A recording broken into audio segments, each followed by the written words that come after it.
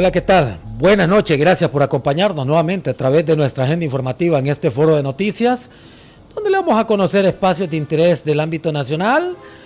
Hemos ido desarrollando el mismo con temas del tema político, lógicamente porque los alcance el mismo o porque la coyuntura se presta, igualmente el tema de seguridad, que tocamos el tema con los encargados de la Agencia Técnica de Investigación Criminal, ATIC, en la capital hondureña, y donde pues hoy no va a ser la excepción, volver al tema político nuevamente y con uno de los personajes, por decirlo de esta forma, que ha estado bajo perfil, fuera de la palestra pública, pero que ha tenido un alcance muy fundamental en el ámbito político, específicamente en el Partido Liberal, el ingeniero Harry Stephen Pantin Celaya, a quien vamos pues a compartir experiencia. Tanto tiempo que el ingeniero ha estado bajo perfil, y me imagino que después va a surgir como el ave fénix. Ingeniero, ¿cómo está? Tiempo sin verlo, ¿va? Ahí estamos, haciendo lo propio. Ponga aquí el micrófono, ingeniero. Haciendo lo propio y trabajando por Honduras. Así tiene que ser. Ingeniero, presentamos al ingeniero Harry Panti, pero la verdad que su palmarés no ocupa mucha presentación, empresario político hondureño, y vamos a presentarlo con este título como empresario, analista económico y político. Ingeniero, quiero saber, vamos a entrar primero con el tema político. ¿Qué ha pasado? Que el ingeniero siempre está en las filas del Partido Liberal. Yo soy liberal y creo que ahí quedaré en la historia del Partido Liberal. En la historia del partido. Ya 3 periodos estuvo como diputado, ¿va? No, un periodo nada pero bregado dentro del partido bastante tiempo. Sí. Ahora, ingeniero, vamos a iniciar con el Partido Liberal, porque es la institución que a usted pues lo vio nacer en el ámbito político, que lo llevó al legislativo. Nos interesa saber tantas opiniones diversas que se dan en el Partido Liberal, nuevas autoridades del Consejo Central, y la verdad que hay tantas preguntas que no sé por dónde iniciar. Ingeniero, ¿cómo ve la estructura del Partido Liberal? Bueno, el Partido Liberal se reconformó en este último periodo. Definitivamente trajo nuevos liderazgos. La inclusión de Salvador tuvo un efecto dentro del partido, lo revivió, no hay por qué negar eso, pero sí tiene algún efecto en el enraizamiento de los líderes y la conceptualización de lo que puede ser un nuevo Partido Liberal y la estructura del Central Ejecutivo. En el engranaje, mejor dicho, de la institución. ¿Y por qué es que esto ha generado contradicciones o divorcios dentro del Partido Liberal, o por qué se debe esto?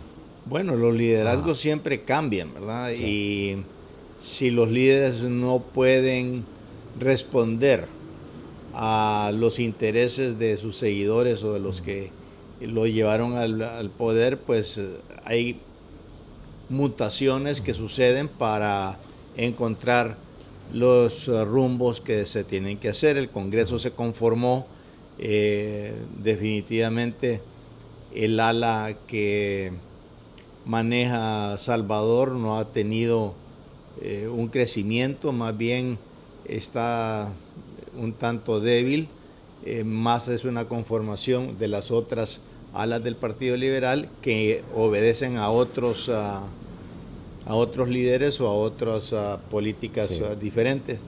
Pero el Partido Liberal, con todo y todo, salió avante, salió pujante y está con bríos con las negociaciones que se han tenido para poder emplear a muchos liberales, y no solo emplear muchos liberales, llevar a la visión del Partido Liberal en el gobierno para demostrar que el Partido Liberal sigue siendo la ruta para el cambio definitivo en los diferentes ámbitos. Sí.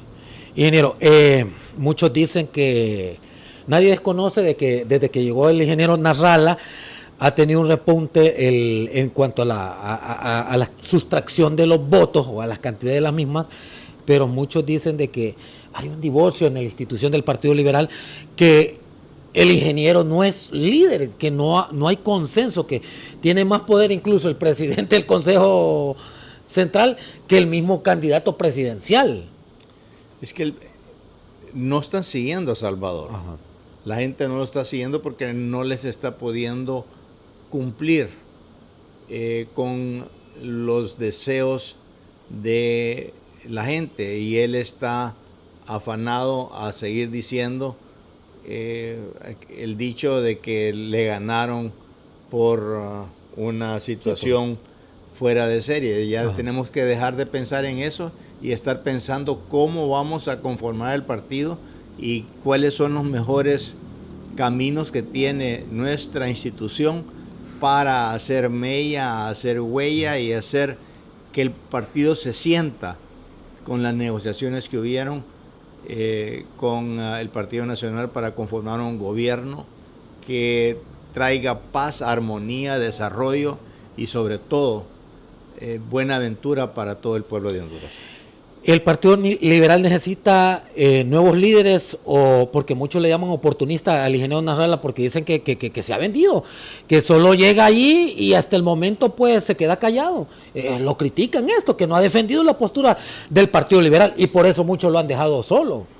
Pues usted lo ha dicho, no lo estoy diciendo yo, pero la verdad es que cuando se tienen que tomar decisiones se busca la opinión de otra gente y no necesariamente la de el líder que debería estar tomando sus decisiones como ente. El presidente del Central Ejecutivo, que fue nombrado y fue electo correctamente, tampoco puede llevar a cabo completamente su función porque tiene una estructura dentro del Central Ejecutivo que no le permite accionar como debiese de hacerlo. Y tampoco estos obedecen a los liderazgos de Salvador Nasralla. Sí.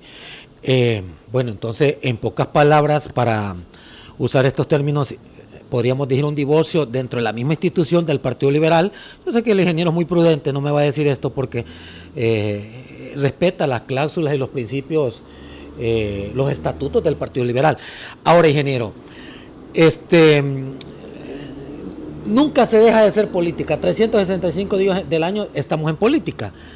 Ya vienen a la vuelta de la esquina las elecciones internas dentro de las instituciones. ¿Le parece que tiene nuevamente Salvador Nasralla a participar o tienen que surgir otros nuevos líderes, candidatos presidenciales? Mire, los liderazgos no se pueden detener.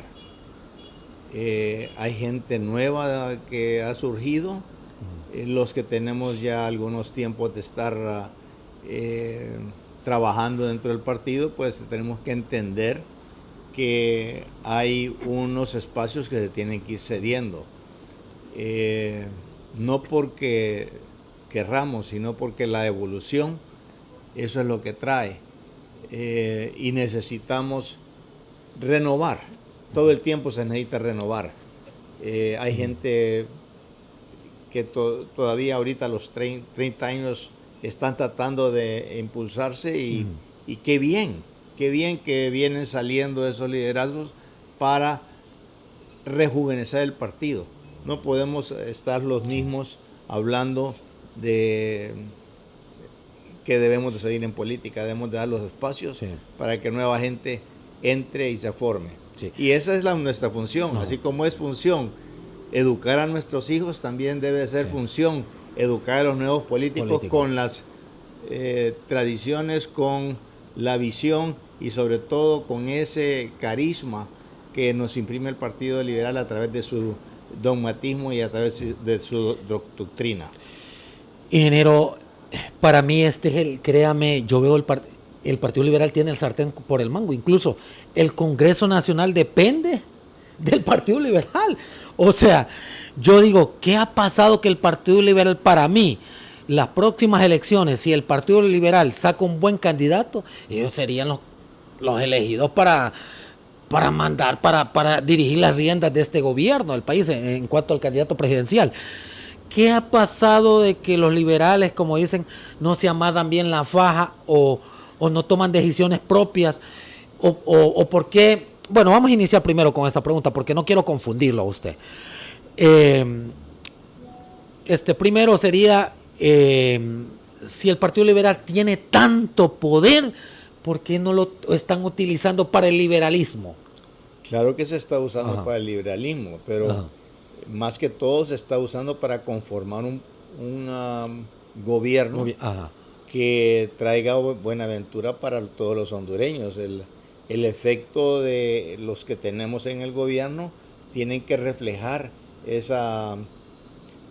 esos cambios radicales que requiere la sociedad en este momento, que sean efectivos y que sean completos para ponernos en otros estadios y que podemos competir con el mundo, que no se tengan que ir de Honduras nuestros compatriotas y que podamos crear aquí el de empleo.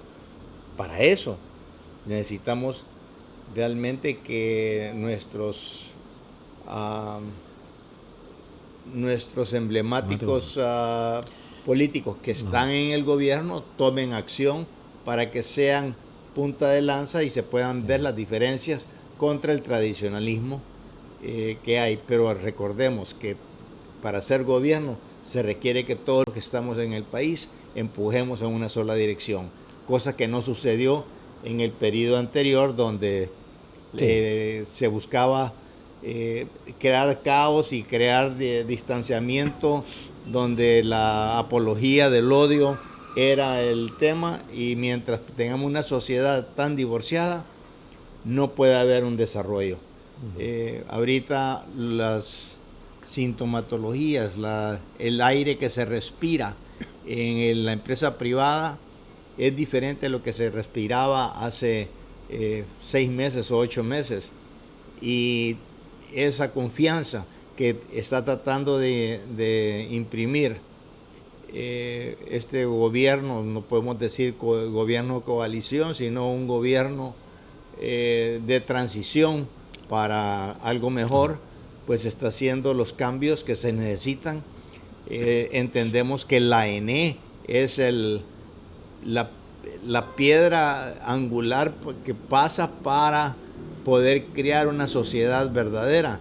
Si no, estamos perdiendo demasiado recursos que pueden ser utilizados en otras áreas, porque la gente o nuestra población no entiende que la energía es un bien que debe de ser pagado y respetado como la energía que es. Sí. No por ser energía eléctrica, sino la energía. Y no es barato tenerla.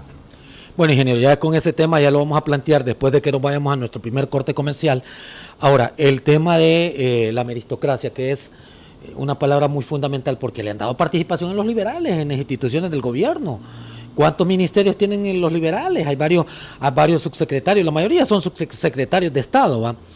La participación con el Partido Nacional, ¿le parece que es favorable? ¿Es favorable, positivo, o le puede pasar factura a largo plazo al Partido Liberal? Si no hacen su trabajo correcto, nos va a pasar la factura. Si hacen el trabajo correcto, más bien van a ser punta de lanza para un nuevo amanecer a un gobierno liberal. Sí. Hay que entenderlo y ser claros en eso, y por eso ellos tienen que ser nuestros delegados para llevar a cabo esa política de doctrina del Partido Liberal hecho gobierno. Sí. Yo sé que esta pregunta viene ya muy tardía, pero me interesa saberlo, escucharlo de su propia voz, porque una persona de usted, pues, creo que vale mucho su opinión, porque es una persona muy intelectual y sobre todo conoce las necesidades del país. En torno a lo que pasó, tenían el candidato presidencial, por eso le digo, ustedes tenían tanto poder que siento yo que no lo están pudiendo utilizar, o fueron parte de las negociaciones que se dan, partes estratégicas, porque en la política no hay amigos ni enemigos permanentes. En cuanto al Congreso Nacional, tenían un candidato, Yuri Sabas, y tenían a Marlon Lara, era el otro, ¿va? Y de repente salió Jorge Cálix. ¿Qué pasó ahí, ingeniero? Todavía no logro entender si es que Jorge Cálix sería el próximo candidato o es el líder, la cabeza del iceberg que está dirigiendo las coyunturas del Partido Liberal. Mire, Jorge aparece y le tratan de cerrar las puertas, que al final se las terminan abriendo. No es de que llegó a ser candidato para la presidencia. Él llegó a del ser... Congreso, él no llegó porque llegó ya en las últimas. Pero con todo y todo, para ser jefe de bancada, sacó más votos que lo que sacaran Marlon y Yuri. Quiere decir que tenía más peso político Jorge que lo que podían tener los otros dos, que su poder de negociación iba más allá de lo que podían haber sido Marlon y Yuri, que con los dos tengo muy buena relación, pero lo que está a la vista no se puede ocultar. Él logró casi el doble de los votos que sacaron los otros dos, ni juntos Marlon y Yuri alcanzaban a los votos que alcanzó Jorge. ¿Y por qué no lucharon por la presidencia? Pues eso es una cosa que se tiene que preguntar a ellos. Yo no estaba ahí. Sí, ya le pero bueno, usted me acaba de decir una palabra, negociador. O sea, Jorge Cálix es buen negociador. Ingeniero, ¿cuántos diputados hay? 12 hay, va, en el departamento de Cortés, de los liberales. No, 7, 8. 8, por ahí andaba. 8, bueno, pero el Partido Liberal fue un fenómeno donde creo que esta es la campaña donde más diputados han sacado, ¿va? Hace años no teníamos, hace 4 periodos no teníamos la cantidad de diputados que teníamos. Esto definitivamente es efecto de Roberto Contreras. No voy a decir que es efecto de Salvador, porque más fue el derrame para los diputados de el efecto San Pedro Sula que el defecto del departamento, a pesar de que en el departamento ganó Salvador, pero el efecto más grande fue de aquí, porque Choloma lo ganó libre. Sí, es cierto. Y Villanueva sí la ganamos nosotros, pero nos mata los otros municipios en el departamento. Pero ahí creo que más que todo por los líderes de la zona. Pero imagínense el impacto en Choluteca, ¿va? Que el liderazgo de Quintín, todo el mundo se asustó. O será por la línea que él llevó o por el desgaste político. Pero bueno, vamos a irnos a nuestra primera pausa. Ingeniero Harry Stephen Pantin Celaya, a mí me gusta mencionar todo el nombre de los invitados, empresario político y analista económico, para seguir abordando el tema. Vamos a entrar ya al tema político y hacerle un par de preguntas de economía en torno al país, siempre con esta agenda informativa. Pausa, ya regresamos.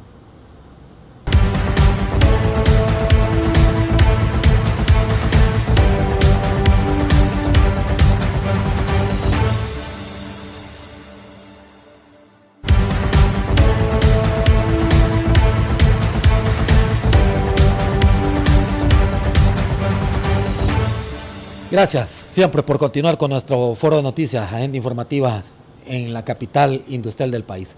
Nuestro invitado, el ingeniero Harry Stephen, ¿va? Stephen. es que se escribe Stephen, va, así va, Stephen. Pero ese es un apellido inglés. Más o menos, por ahí anda, va. Pero usted no es familia del ingeniero Pérez. No, Germán Pérez, no, para nada. Bueno, Pantin Celaya, continuamos ahí para anexar, ¿va? Ingeniero, entrando en contexto ya con el tema político, voy a agarrar un pedacito de lo que usted me dijo antes de irme a la pausa, que me decía usted que en comparativo al gobierno anterior, en estos 6 meses se respira un ambiente diferente, ¿va? En cuanto a la inversión, en cuanto a simplificación administrativa, seguridad jurídica, seguridad ciudadana y todo esto. ¿Esto a qué se debe? ¿Se debe a la narrativa de odio o el guión que siguió Libre, o es porque hay un plan diferente de gobierno? Todo viene desde el inicio del gobierno, donde el presidente Asfura llega y da síntomas de un cambio radical, tomando una posición diferente a la que se estaba manejando con la ida a Washington y posiblemente su cercanía con Trump, que Trump lo estaba apoyando, pues la gente empezó a sentir algo diferente, contrario a lo que estaba sucediendo con la presidenta Xiomara, que se había alejado completamente del país del norte y estaba buscando otros derroteros. El cambio de Taiwán para China fue un cambio importante de Xiomara y definitivamente eso ocasionó un deterioro con las relaciones de Estados Unidos. Desde el inicio los personeros de Estados Unidos empezaron a tener cercanía con el presidente Asfura y eso ha creado un ambiente muy diferente.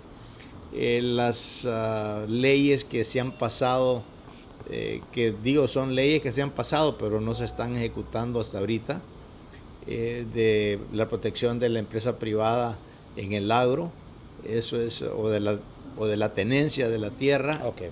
Es importante y eso da aires para ver diferente.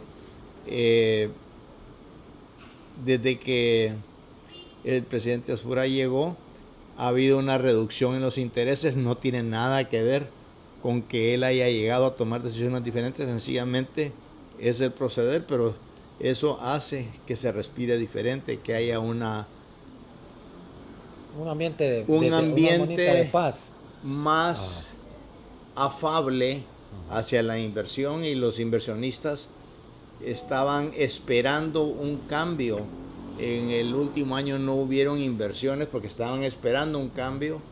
Ya las inversiones están empezando a fluir, no es de que llegue el cambio y viene la inversión, sí. Es que, echemos a andar todos los estudios, echemos a andar todos los procesos y definitivamente los cambios que se están viendo son positivos hacia crear un estado de confianza para el inversionista. Perdimos mucha inversión extranjera, se está tratando de traer. La ida del presidente a una reunión en California reciente ayuda a crear la confianza con Estados Unidos nuevamente. Su ida en estos momentos a Europa a buscar lazos allá, sí. Son todos síntomas de que estamos tratando de traer inversión extranjera. La necesitamos la confianza para que ellos vengan, pero nosotros aquí en Honduras, los hondureños, tenemos que también tener esa confianza de que nuestro país es nuestro y solo nosotros lo podemos desarrollar como debe de ser. Sí, se tiene que respetar sobre todo el estado de derechos en cuanto a salud, educación, inversión, infraestructura y todo esto. Entonces, el gobierno tiene todas las garantías. ¿Cree usted que hay todavía estos 5 meses, creo que lleva el gobierno de asumir este cargo en cuanto a la presidencia? ¿Le parece que las garantías que se están dando, hay buena fe para la buena inversión extranjera en el país? Mire, yo creo que lo han manifestado todos los entes en este periodo corto de que se está promulgando la ley de la energía eléctrica en este momento y el espaldarazo que ha tenido de parte del Banco Centroamericano, del CAF, del Banco Mundial, del BID, todos los bancos apoyando una misma narrativa porque encontramos que la ENE se lleva el 25% de los ingresos del país en pérdidas y lo necesitamos resolver. No podemos seguir con el mismo esquema que hemos tenido todo este tiempo. La ENE fue un producto de un gobierno liberal. Nosotros los liberales tenemos que defenderlo y no podemos permitir que sea desmantelada para ser privatizada a terceros. Necesitamos crearle el organigrama y ajustarlo al mercado y a las condiciones actuales. No puede seguir siendo el elefante blanco que ha estado haciendo, y tiene que ajustarse a las nuevas normativas. La Hondutel es el mejor ejemplo, que cuando lo tuvieron que hacer no lo hicieron y ahora ya es una empresa que no levanta nada. Muerto, Necesitamos crearle algo a la ENE para que sea algo parecido, similar o mejor que la experiencia de Guatemala o que la experiencia de República Dominicana, donde de ser deficitarios ya no lo son. Sí. Y nosotros necesitamos bajar los precios, pero no es de un plumazo que van a bajar los precios. Sí. Van a bajar los precios cuando tengamos mayor oferta que la demanda, porque esto es un tema de oferta y demanda. Y si hay producción y hay motivación, las condiciones están dadas para que hayan muchos productores en diferentes tecnologías, pues también va a haber una reducción de precios de acorde. ¿No le parece, ingeniero, que la energía eléctrica siempre ha estado privatizada? Porque estuvo Juan Orlando, estuvieron los colombianos, vinieron los de Libre, solo le cambiaron nombre, que lo pasaron al Programa Nacional de Reducción de Pérdidas. ¿No le parece eso? Y que más bien podría ser una cortina de humo. No, eso es uno de los segmentos de la ENE. Porque lo que habían hecho era que le habían dicho, usted vaya y haga la reducción en pérdida. En pérdida, exacto, pero sí. Nosotros necesitamos ver que hay distribución, generación y transmisión. Y el banco no se sostiene sobre dos patas, se sostiene sobre las tres patas. Si una de ellas falla, se cae. Y así está la ENE. Si yo puedo mejorar la distribución, pero si no estoy haciendo nada de transmisión, las pérdidas se continúan. Bueno, pero el ENE es más rescatable que Hondutel. Para mí, en el caso Hondutel, ¿por qué no le dan Hondutel a la empresa privada? Porque nadie la quiere, ¿va?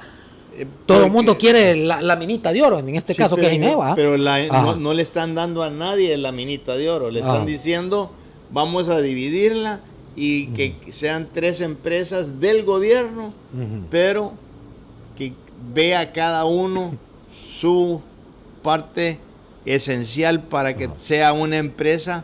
Cada una de ellas tiene que ser rentable.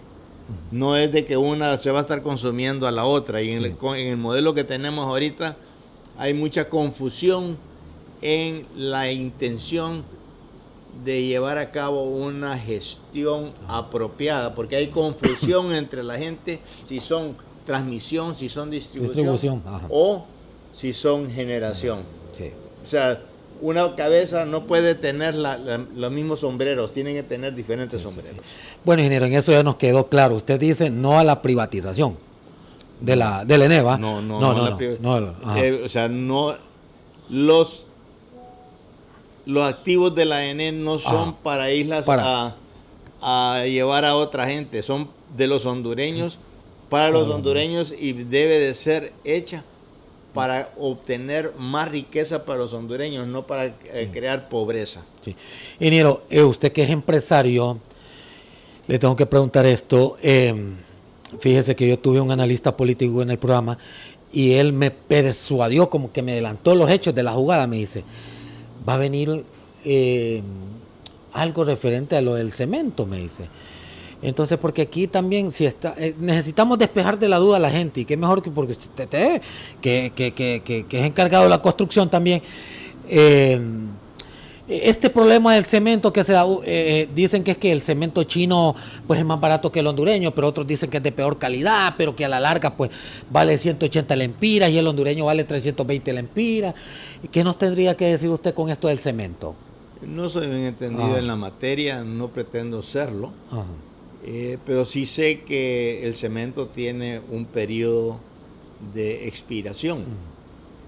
Y si no, ¿y por qué el debate con China y todo, que no el cemento chino y todo eso? No, yo le estoy diciendo, yo puedo ir ahí y conseguir un cemento que tiene 1 o 2 días de haber sido producido, que está con todas sus propiedades como debe de ser, o puedo ir a comprar un cemento que tiene 45 a 60 días de haber sido producido, que ya no tiene las mismas calidades. Es como decir, la piña que cosechamos aquí, fresca, es diferente a la piña que cosechamos aquí y la exportamos y llega hasta Japón. Aquí vale una cantidad, allá vale 5 veces lo mismo, pero el sabor de aquí es mucho más rico que el de allá. Aquí la tuvieron que cortar verde para que llegara allá. Igual el cemento, ya viene degradado, ya viene... pero es el mismo cemento hondureño entonces. No. Usted dice la calidad. Si es un producto homogéneo con las mismas calidades, porque existen normas para decir este cemento tiene las mismas cualidades, pero si allá lo sacaron a 3 semanas de haber sido producido y se tardó 45 días en llegar acá, más el desaduanaje, más son bolsas de cemento de 70 días, ya no tiene las mismas propiedades que el cemento que tiene una semana. Y usted no lo va a ver hoy. Lo va a ver en 20 años cuando los edificios empiecen a caer. Y entonces van a decir, híjole, mano. Tiene razón.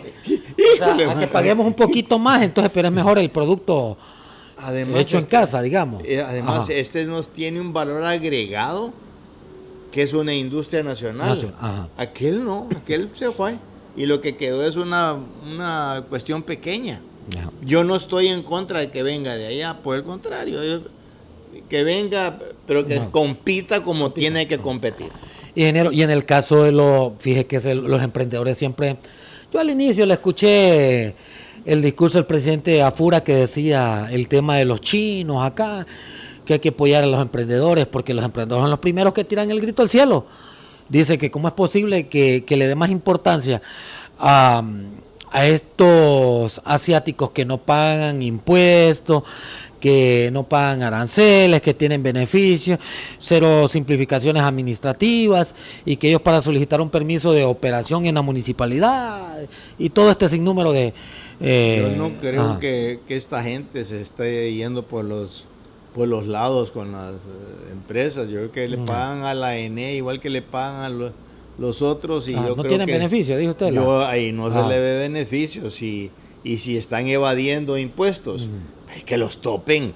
Yo no voy a proteger a nadie. Sí quiero que el calzado de Honduras repunte, pero que sea buen calzado, que no me estén dando mal calzado. Yo quiero que la artesanía nuestra valga, pero que sea verdaderamente, no que estemos trayendo artesanía china como que si fuera hondureña, porque allá es más barato. Yo quiero que sea hondureña porque tiene valor agregado hondureño, tiene mano de obra hondureña, es de aquí y fue fundada aquí. Hay que proteger eso, pero también no podemos ser islas y dejar que solo porque es hondureño va a tener un precio más elevado. Más elevado, tiene que competir. Eso era lo que exigen, por eso le decía a los emprendedores, la compra y la venta del Producto Interno Bruto hondureño, porque incluso en el mercado internacional el Producto Interno Bruto está devaluado. Entonces, no entra una oferta ni una demanda que pueda decir. Y con las relaciones bilaterales que está haciendo el presidente Afura, debería aprovechar estos tratados de libre comercio, ingeniero. Definitivamente que los tratados de libre comercio son para aprovechar las eficiencias de otros países, pero también nosotros tenemos que aprovechar nuestras eficiencias para poder mandar productos allá que no lo estamos haciendo porque no tenemos ese desarrollo integral. Nosotros donde tenemos verdaderas ventajas es en productos agroindustriales que no le estamos sacando el provecho. El café es uno, el cacao es otro que no se está sacando todo lo que le podemos sacar. Con la madera, pues las experiencias no han sido buenas porque definitivamente los chinos se han comido el mercado en ese sentido. Pero sí podemos hacer algo en lo que es las hortalizas, y sí podemos hacer algo en lo que es el camarón, que sí lo hicimos, pero necesitamos competir, y competir internacionalmente no es fácil. Hay tecnologías que tenemos que aplicar, hay ¿cómo se llama? Volúmenes de escala que se necesitan para poder competir. Bueno, ingeniero, me dice producción que ya tenemos que irnos a nuestra segunda pausa comercial. Vamos a irnos a nuestro corte después de los mensajes publicitarios. Seguimos abordando el tema. Vamos a centrarnos también en la cancha del Congreso Nacional, porque no lo hemos dejado por fuera, lo hemos rozado así. Necesito saber su postura referente a las leyes, mociones, y usted que conoce ese escenario, pues qué mejor de que nos dé su punto de vista. Pausa, ya regresamos.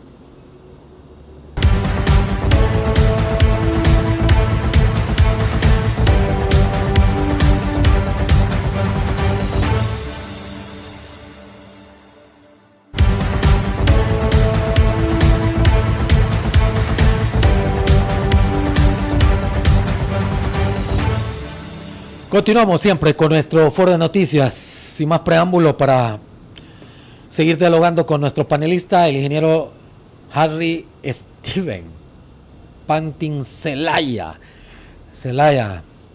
el ingeniero empresario y político, es congresista. Bueno, yo le dije antes de irme a la pausa, le iba a preguntar por la cancha del legislativo, ingeniero. Entró con fuerza ese Congreso Nacional iniciando el año. Primera moción que dieron, arrasaron, fue el RIN, el régimen de importaciones temporales. Tomás no le anda amagando. Ayer un diputado del Libre, se me escapa el nombre, creo que Sergio fue, ¿va? Sergio Castellano, creo que lanzó una botella de agua y le aplicaron sanción, le dicen, de no sé cuánto salario mínimo. Se maneja un lema, dice el Congreso de puertas abiertas, de diálogo, de consenso en las diferentes bancadas, y por último, no le voy a fallar al pueblo hondureño. ¿Cómo ve este Congreso? Mire, yo creo que el diputado que no entiende que un diputado ser un diputado es tener un puesto y ser representante de X cantidad de votantes, se merecen el respeto de que esa persona tenga la ética, la formación para poder tomar las mejores decisiones, no por ellos, sino por toda la cantidad de gente que creyó en ellos.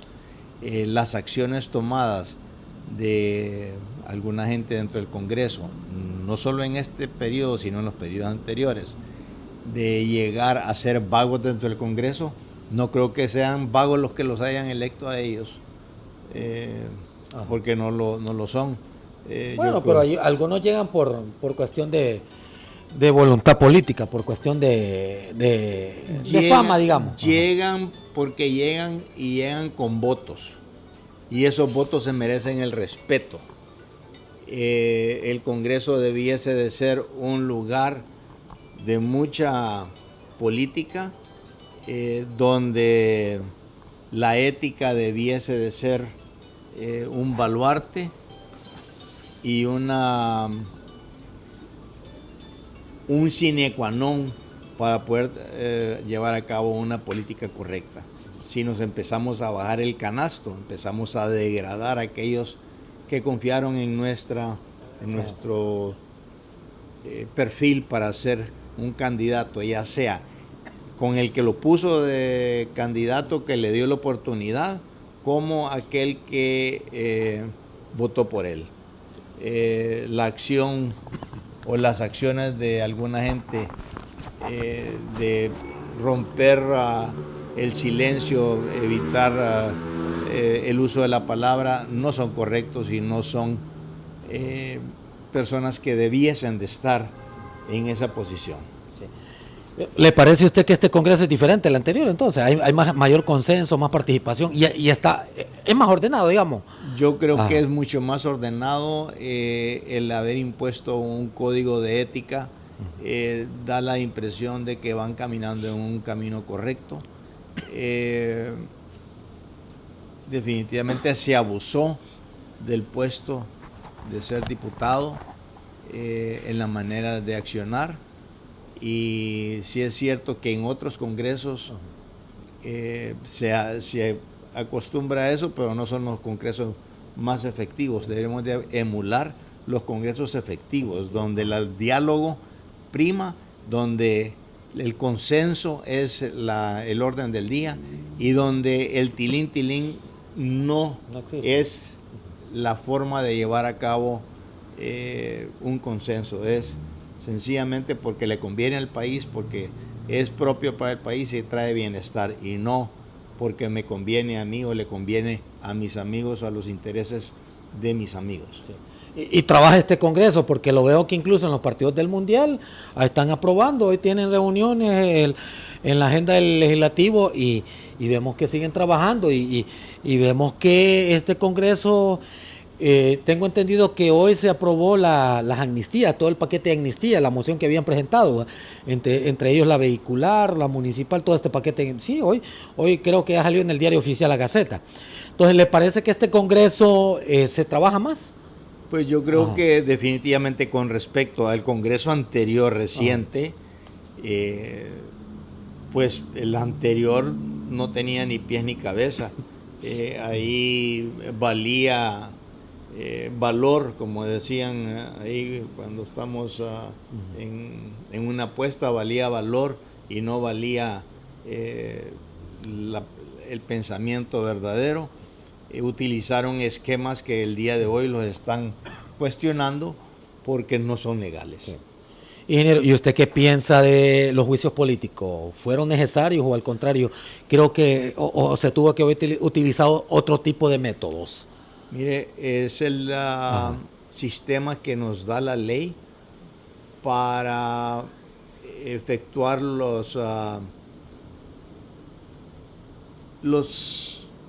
buscar los hierros cuando un funcionario de esa magnitud, de esas categorías están fallándole al pueblo. Y el partido que salió de gobierno trató de usarlo en varias ocasiones, pero no logró los votos. Con este Congreso sí se han logrado los votos. Eso es parte de lo que hablábamos, de brindarle y darle la seguridad, la confianza de qué es lo que viene.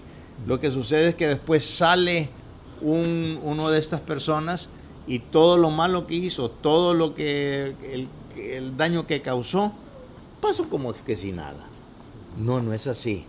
La sociedad debe de señalar al que hizo bien y darle el puesto a aquel que realmente se lo mereció, pero también señalar al que hizo mal y decirle: usted hizo mal, usted no puede seguir en el cargo. Sí. Ahora, el presidente del legislativo, el abogado Tomás Zambrano Molina, no solo hace el trabajo dentro de esa cancha legislativa, sino que vemos trabajo de participación, porque lo vemos que va a diferentes comunidades. Muchos dicen que el presidente Molina Zambrano está labrando el terreno ya para ser el candidato presidencial del Partido Nacional. ¿Le parece a usted eso? Mire, lo vivimos anteriormente cuando los diferentes presidentes del Congreso han estado, que han hecho parte de esa labor. Lo que pasa es que nuestra mente no recuerda los periodos anteriores, o no reconocemos esos periodos anteriores donde el presidente del Congreso también hacía muchas de esas acciones. Sí, y todos llegan a formar las aspiraciones. Y todos llegan a formar las aspiraciones. Sí. El presidente Flores se vanaglorió muchísimo y caminó mucho, bregó bastante. Llegó a la presidencia. Exacto, todo. Llegó a la presidencia, perfecto. ¿Cómo se llama? El presidente... bueno, Juan Orlando fue presidente del Congreso, Pepe Lobo, todo el doctor Mauricio Oliva también se lanzó para... Pero todos lo han hecho. Unos lo lograron, otros no. Exacto. Pero eso es parte de el trabajo que tienen y la capacidad que pueden llegar a hacer. Por eso estuvo mal que quitaran la prohibición para que el presidente del Congreso se lanzara de presidente. Porque había una tranca que decía que el presidente del Congreso no debiese de ser candidato a la presidencia porque tiene demasiado poder el presidente del Congreso para poderse lanzar después y va a ir a pelear desde la llanura a otra persona contra una persona que tiene un presupuesto en desigualdad de condiciones, desigualdad y con el poder, digamos, y entonces, todo eso. Ahí es donde la doctrina liberal toma función. Ingeniero, pero es lo que yo le digo, los liberales tienen que ser buenos negociadores. Imagine, estamos ante los próximos días de que se elijan los representantes del TJE y del CNE, Consejo Nacional y Tribunal de Justicia Electoral. Entonces, muchos dicen que van a ser liberales y van a ser nacionalistas y que prácticamente le están dando el tiro de gracia al Partido Libre. Entonces, ¿le parece que puede tomar fortaleza el partido, que se puede robustecer el Partido Nacional? Mire, yo no sé por qué la gente empieza a especular. Para que tenga esos cargos, se necesita tener consenso en el Congreso. En el Congreso, sí. Y tener los 75 votos. Si tienen los 75 votos o 78 votos, van a poner al que se les plazca. El que quieran nombrar, los tienen o no los tienen, eso es lo que cuenta en esos momentos. Si no, van a seguir acéfalos. Pero esa es una posición que definitivamente el Partido Libre tiene que evaluar y defender versus los otros. Y los otros se tienen que poner de acuerdo si fuese el caso. Para mí debiesen de ser personas que lleguen, que crean en la democracia como tales. No hay persona aquí en el país que no tenga una definición, pero más que todo, más que una definición, es una preferencia por la manera de pensar y afiliación por amistad a un partido. Entonces es bien difícil. Lo que tenemos que hacer realmente es mandar las personas que sean apropiadas para el puesto. No es a defender a un partido, es a defender la democracia.